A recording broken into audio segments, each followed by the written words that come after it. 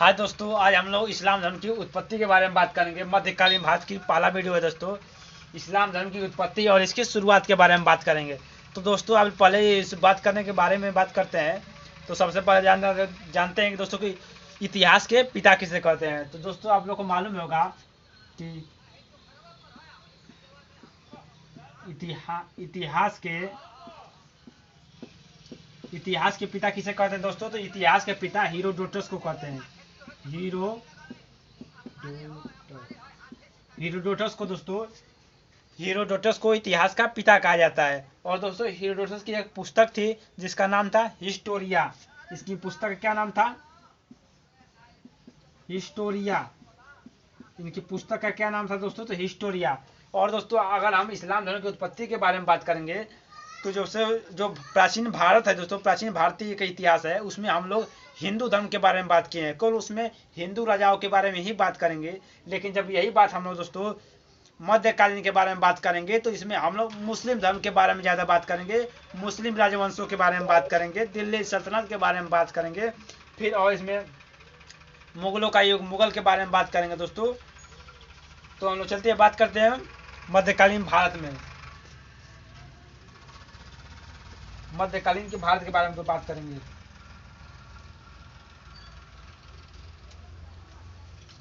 और दोस्तों, मध्यकालीन भारत की शुरुआत कब से होती है। तो मध्यकालीन भारत की शुरुआत दोस्तों 712 ईस्वी से लेकर के 712 ईस्वी में होती है मध्यकालीन भारत की शुरुआत। और 712 ईस्वी में क्यों होती है?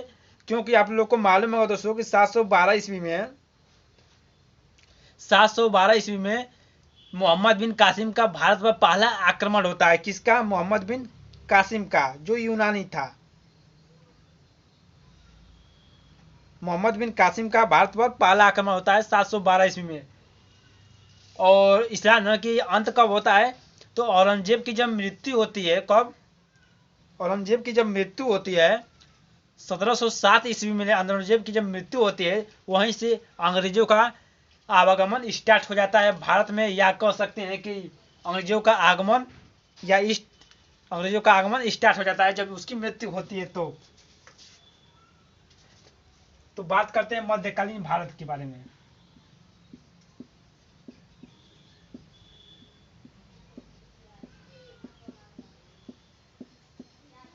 दोस्तों, मध्यकालीन भारत की शुरुआत कब से होती है? शुरुआत तो 712 ईस्वी में लेगी। 712 ईस्वी में मध्यकालीन भारत की शुरुआत होती है। और इसका अंत कब होता है? जब औरंगजेब की मृत्यु होती है। जब औरंगजेब की मृत्यु होती है, कब होती है? 1707 ईस्वी में। जब 1707 ईस्वी में औरंगजेब की मृत्यु होती है तो वहां मध्यकालीन भारत का अंत हो जाता है। ठीक है। तो और इसके बाद देखते हैं दोस्तों 1707 ईस्वी में। अब बात कर ले कि इस्लाम धर्म क्या है, मुस्लिमों के बारे में थोड़ा सा बात कर लें। तो चलते इसको मिटाते हैं और बात करते हैं हम लोग मुस्लिम के बारे में।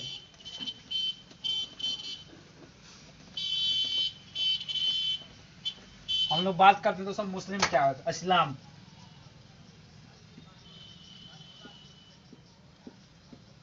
दोस्तों, इस्लाम क्या है तो मुस्लिमों के बारे में बात करेंगे। इस्लाम क्या है दोस्तों? तो इस्लाम एक धर्म है। क्या है इस्लाम? क्या है दोस्तों? इस्लाम एक धर्म है। क्या है? इस्लाम एक धर्म है। और इस्लाम धर्म में केवल एक ईश्वर को माना जाता है, एक ईश्वर को महत्व दिया जाता है। किसे महत्व दिया जाता है? इस्लाम एक धर्म है जिसमें एक ईश्वर को महत्व दिया जाता है। और जिस ईश्वर को महत्व दिया जाता है उसे अरबी भाषा में अल्लाह कहते हैं। क्या कहते हैं? जिस ईश्वर को महत्व दिया जाता है उसे अरबी भाषा में क्या कहते हैं? अरबी भाषा में अल्लाह कहते हैं।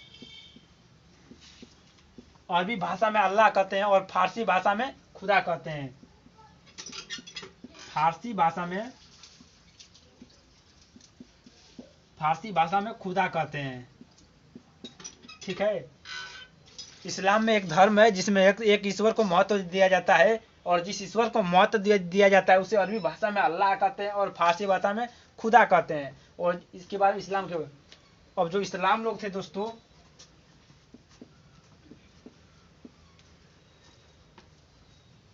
इस्लाम में जो है पवित्र पुस्तक है,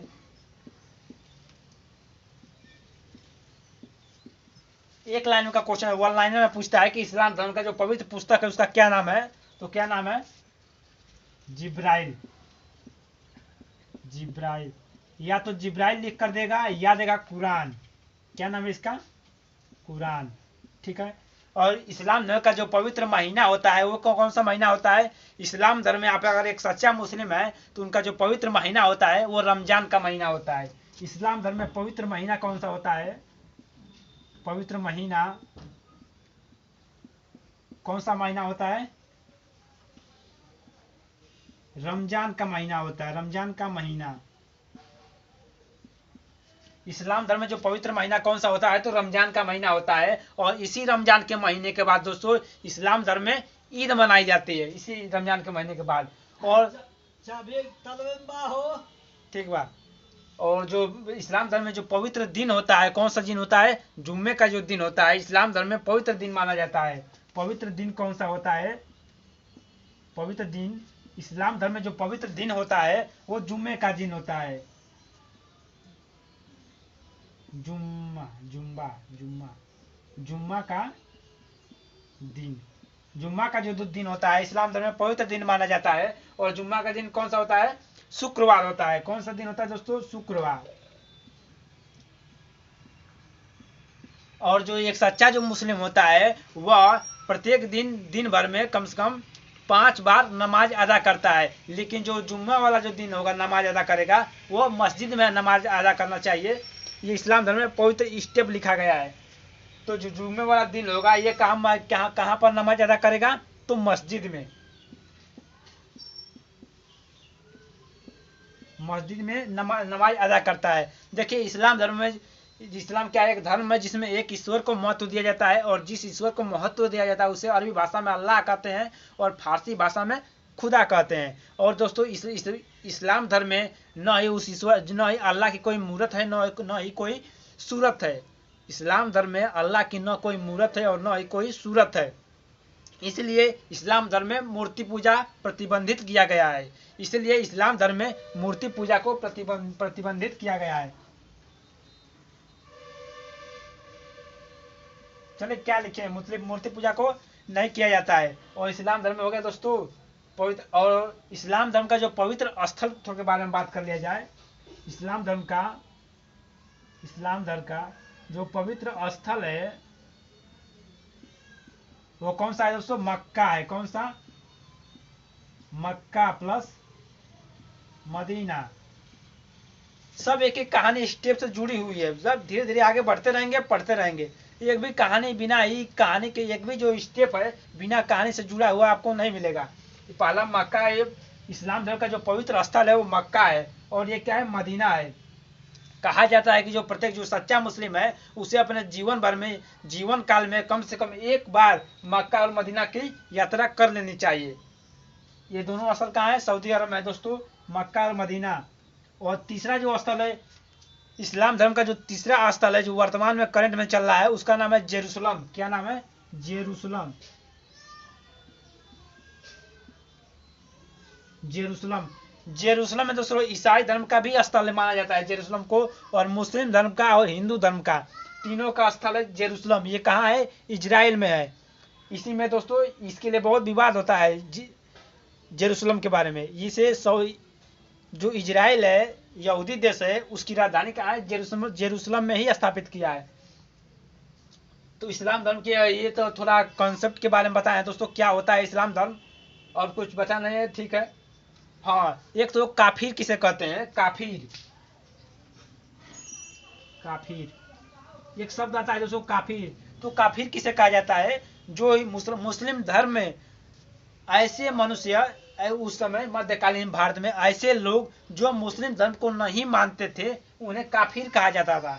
क्या कहा जाता था, काफिर कहा जाता। या हम लोग कह सकते हैं गैर मुसलमानों को काफिर कहा जाता था। जो मुस्लिम धर्म से संबंधित नहीं थे अर्थात हिंदू धर्म से संबंधित थे उन्हें हम काफिर कहते थे।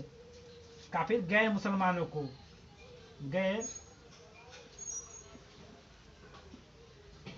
गैर मुसलमानों को क्या कहते थे, तो गैर मुसलमानों को काफिर कहते थे। और जो एक सच्चा मुस्लिम था दोस्तों, उसे साल भर में अपनी कमाई का 1/4 हिस्सा मुस्लिम धर्म के प्रचार प्रसार में दान देना चाहिए था, दान देना चाहिए था। आज दान देता भी था, तो उसे क्या कहते हैं, जकात कर कहते हैं। एक सच्चा मुस्लिम को प्रत्येक 1 वर्ष में जकात कर देना चाहिए। कौन सा कर था? जकात कर। ये जकात कर क्या होता है दोस्तों? जकात कर मुस्लिमों द्वारा 1 वर्ष में दिया जाने वाला कर था, जो अपने कमाई का 1/4 भाग देना था दान। दान किसे देना था? मुस्लिमों को लिए था।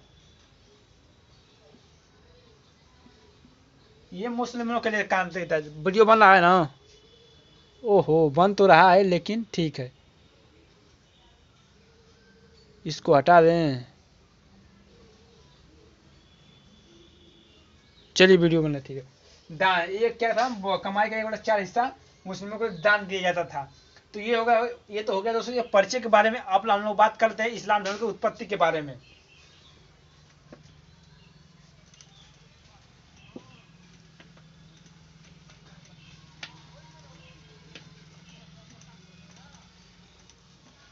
अब दोस्तों इस्लाम धर्म की उत्पत्ति कब हुई थी? तो इस्लाम धर्म की जो उत्पत्ति हुई 7वीं शताब्दी में हुई थी। कब हुई थी? 7वीं शताब्दी में इस्लाम धर्म की जो उत्पत्ति हुई थी, जो इस्लाम धर्म की जो उत्पत्ति हुई कब हुई थी दोस्तों? 7वीं शताब्दी में। 7वीं शताब्दी में हुई थी। जो इस्लाम धर्म की जो उत्पत्ति हुई थी दोस्तों, वह 7वीं शताब्दी में हुई थी। आप लोग बात करते हैं इस्लाम धर्म के संस्थापक कौन थे। तो दोस्तों आप लोग को मालूम होगा कि इस्लाम धर्म के संस्थापक हजरत मोहम्मद साहब थे। कौन थे? हजरत मोहम्मद साहब। और हजरत मोहम्मद साहब के बारे में देखेंगे स्टेप स्टेप से। तो इस्लाम धर्म के जो संस्थापक थे, संस्थापक कौन थे? हजरत मोहम्मद साहब थे। कौन थे? हजरत मोहम्मद साहब। और इनका जन्म कब हुआ था दोस्तों? इनका जन्म 570 ईस्वी में। 570 ईस्वी में इनका हजरत मोहम्मद साहब का जन्म 570 ईस्वी में मक्का में हुआ था। कहाँ हुआ था? मक्का में हुआ था। और इनका मक्का कहाँ है? सऊदी अरब में है दोस्तों, इनका जन्म हुआ था। इन्हें ज्ञान की प्राप्ति कहाँ हुई थी दोस्तों? इन्हें ज्ञान की प्राप्ति कहाँ हुई थी?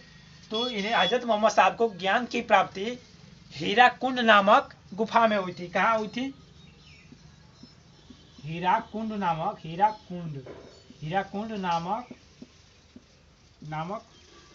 गुफा में इन्हें ज्ञान की प्राप्ति हुई थी। किन्हें ज्ञान की प्राप्ति? हजरत मोहम्मद साहब को हीराकुंड नामक गुफा में हुई थी। अब दोस्तों हजरत मोहम्मद साहब थे जो इन्हें ज्ञान की प्राप्ति हीराकुंड नामक गुफा में हुई थी। और यह लोगों से कहते हैं, जब इनके ज्ञान की प्राप्ति हुई थी तो इनके हाथ में क्या था? जिब्राइल था। क्या था? उसका नाम था जिब्राइल। पुस्तक का नाम था। इनके हाथ में एक पुस्तक थी। पुस्तक, जब ये गुफा में थे दोस्तों तो इनके हाथ में एक पुस्तक थी जिसका नाम था जिब्राइल। और दोस्तों ये हजरत मोहम्मद साहब थे, ये लोगों से कहते हैं कि मुझे अल्लाह ने अपना दूत बना करके इस धरती पर इस पुस्तक का प्रचार प्रसार करने के लिए भेजा है मुझे, और कहा मुझे अपना दूत बनाया है, और कहा है कि तुम्हें धरती पर जा करके इस तुम्हारा जो मुख्य कार्य होगा इस पुस्तक का प्रचार प्रसार करना होगा। ये लोगों से कहते हैं। कौन? हजरत मोहम्मद साहब। और इनकी बातों से लोग प्रभावित होकर के इनकी बातों को सुनते हैं और इस्लाम धर्म को कबूल करते हैं, इस्लाम धर्म को मानने लगते हैं। इनके फॉलोवर धीरे धीरे बढ़ने लगते हैं दोस्तों। धीरे ये तो पहले सभा, छोटे छोटे स्थानों पर सभा बना करके इस्लाम धर्म को कथा सुनाते थे, इस्लाम धर्म के गुणगान करते थे, जिससे लोग प्रभावित होकर के, जिससे लोग सऊदी अरब में प्रभावित होकर के इस धर्म को अपनाते चले जा रहे थे। और जब इस धर्म को अपना रहे थे, जब इनके फॉलोवर बढ़ रहे थे, तो अन्य धर्मों के लोग जो थे वो इस धर्म से ईर्ष्या करने लगते हैं, द्वेष करने लगते हैं, और कहते हैं हजरत मोहम्मद साहब को कि आप मक्का छोड़ करके मदीना चले जाइए, और मदीना चले जाइए। तो यह ठीक है ना, मक्का छोड़ करके मदीना चले जाइए। और ये 622 ईस्वी में मक्का छोड़ के मदीना चले जाते हैं। और यहीं से क्या स्टार्ट होता है? हिजरी सम्मत स्टार्ट होता है, जो मुस्लिम कैलेंडर होता है हिजरी संवत। सो देखिए इनके पवित्र पुस्तक क्या थी, जिब्राइल थी, ठीक है। ज्ञान की प्राप्ति कहाँ होती है, हीराकुंड नामक एक गुफा में होती है। और ये लोगों से कहते हैं कि मुझे अल्लाह अपना दूत बना करके इस धरती पर भेजा है और अपना मुख्य कार्य कहा है कि तुम इस पुस्तक का धरती पर जा करके प्रचार प्रसार करना। अच्छा, ज्ञान की प्राप्ति कब होती है, तो 610 ईस्वी में होती है। इन्हें ज्ञान की प्राप्ति 610 ईस्वी में होती है। इनका पवित्र पुस्तक जिब्राइल था। अब ये जब प्रचार प्रसार कर रहे थे अन्य धर्मों से, इस धर्म को जब उजागर हो रहा था, तो अन्य धर्मों को जब इससे द्वेष हुआ, तो यह 622 ईस्वी में हजरत मोहम्मद साहब को लोगों ने मदीना भेज दिया। तो 622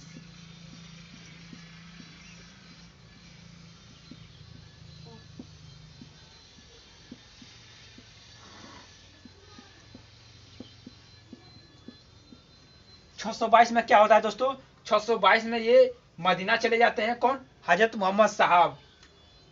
क्यों जाते हैं बताए ना, क्योंकि फॉलोअर बढ़ रहे थे, तो 622 में मदीना चले जाते हैं। और यहीं से स्टार्ट होता है 622 ईस्वी में हिजरी संवत।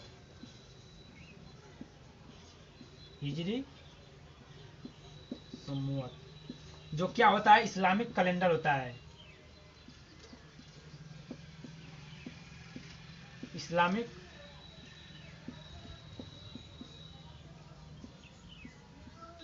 कैलेंडर। और वीडियो बनाने का टाइम नहीं बच रहा है, कब बनाया सोच ही नहीं पा रहा है, टाइम नहीं मिल रहा है। तो हिजरी संवत इन्होंने स्टार्ट किया। वीडियो बनाने से पहले थोड़ा सा मेहनत लगता है, इम्फर्ट लगता है। तो 622 ईस्वी में इन्हें कहा जाता है मदीना चले जाते हैं और हिजरी संवत स्टार्ट होता है यहीं से दोस्तों। अब ये जब 622 में मदीना चले जाते हैं और मदीना में क्या करते हैं, इस्लाम धर्म का प्रचार प्रसार करते हैं, वहाँ भी यही कार्य करते हैं। अपना ये जो जिब्राइल था इसकी गुणगान लोगों को सुनाते हैं, लोगों को प्रभावित करते हैं और लोग इनके प्रति इस्लाम धर्म को मानते हुए चले जाते हैं। इस्लाम धर्म के फॉलोअर बढ़ने लगते हैं मदीना में भी। और मक्का में भी कुछ इस्लाम धर्म के फॉलोअर बढ़े और मदीना में भी इस्लाम धर्म के फॉलोअर बढ़े। अब ये एक विस्तृत, इनके फॉलोअर बहुत अत्यधिक हो गए। जान लीजिए कि फॉलोअर इनके 1 लाख 2 लाख इनके फॉलोअर हो गए, किसके, इस्लाम धर्म को मानने वाले लोग। और जो लोग इस्लाम धर्म का मानते थे उन लोगों का एक कर्तव्य यह था कि आप भी जा करके इस्लाम धर्म का प्रचार प्रसार करेंगे, अपने कमाई का 1/4 हिस्सा इस्लाम धर्म के प्रचार प्रसार में देंगे। तो बताइए, तो इस्लाम धर्म का जो अर्थव्यवस्था थी, जो इकोनॉमी थी, वह भी तो बढ़ रही थी। जो लोग इस्लाम धर्म को मान लें तो उनको साल भर में एक अपने कमाई का 1/4 हिस्सा, 100 रुपया में 25 रुपया हिस्सा इस्लाम धर्म के प्रचार प्रसार के लिए देना अनिवार्य था। और लोग दे भी रहे थे, क्योंकि इस्लाम धर्म के वो संस्थापक जो थे हजरत मोहम्मद साहब, जो अपने बातों से लोगों को प्रभावित कर देते थे, ठीक है। तो इसीलिए इस्लाम धर्म उस समय बहुत उजागर था। 622 में हिजरी संवत स्टार्ट होता है। 622 के बाद क्या होता है कि 632 ईस्वी में क्या होता है दोस्तों, तो 632 ईस्वी में हजरत मोहम्मद साहब की मृत्यु हो जाती है। 632 ईस्वी में हजरत मोहम्मद साहब की मृत्यु हो जाती है। अब दोस्तों जब 632 ईस्वी में हजरत मोहम्मद साहब की मृत्यु हो जाती है, तो अब इस पूरे जो ये साम्राज्य था, ये इस्लाम धर्म था, इसको संभालने के लिए तो कोई तो चाहिए हजरत मोहम्मद साहब के जैसा। तो लोगों ने तो पता चलता है कि जो इनका तो इस साम्राज्य को संभालेगा वो जो उत्तराधिकारी होगा, जो मुस्लिम धर्म का जो उत्तराधिकारी होगा, दो लोग सामने आते हैं। ये तो एक इनके दामाद थे। कुछ लोग कहते थे कि वीडियो बन रहा है ना, हाँ ठीक है चलिए। कुछ लोग तो कहते थे कि इस्लाम धर्म में जब इनके जो इस हजरत मोहम्मद साहब के उत्तराधिकारियों को खलीफा कहा गया, क्या कहा गया, इसको मिटा दें, हजरत नहीं लिखा है, हजरत मोहम्मद साहब के उत्तराधिकारियों को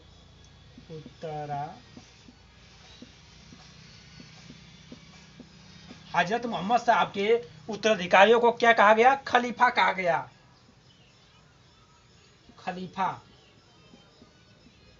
जो नहीं होता है सफेद वस्त्र धारण करके, पगड़ी बांध करके, लंबे लोग, उन्हीं लोगों को खलीफा कहा जाता था। जब इनकी मृत्यु हुई तब इस्लाम धर्म को संभालने के लिए कोई तो उत्तराधिकारी चाहिए।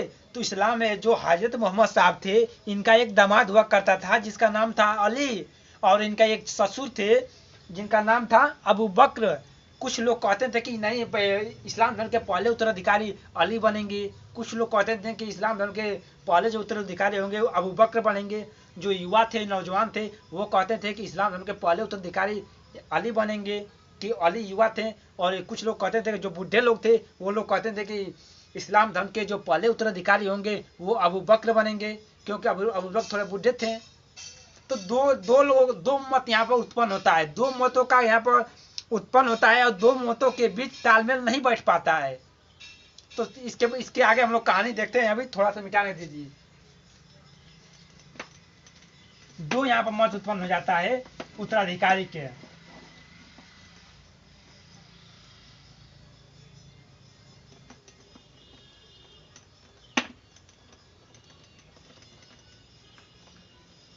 दो लोगों का मत यहाँ पर उत्पन्न होता है दोस्तों।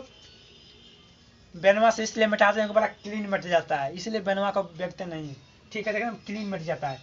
तो क्या होता है, जब इनकी मृत्यु के बाद इस्लाम धर्म का पहला खलीफा कौन था, पहला उत्तराधिकारी इस्लाम धर्म का पहला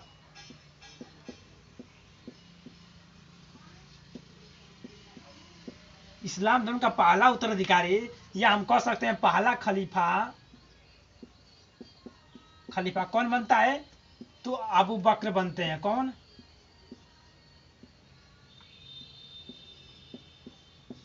कौन बनता है दोस्तों? इस्लाम धर्म का जो पहला खलीफा कौन बनता है, अबू बक्र बन जाते हैं। और जो युवा लोग थे वो लोग नाराज हो जाते हैं कि मेरे जो लोग अली को मानने वाले लोग थे वो नाराज हो जाते हैं कि देखिए पहला खलीफा कौन नहीं बना, अली नहीं बनते हैं, अबू बक्र को क्यों बना दिया गया। तो कुछ लोग निराश हो जाते हैं लेकिन फिर भी मान जाते हैं। ठीक है ना। तो पहला खलीफा अबू बक्र को बनाते हैं।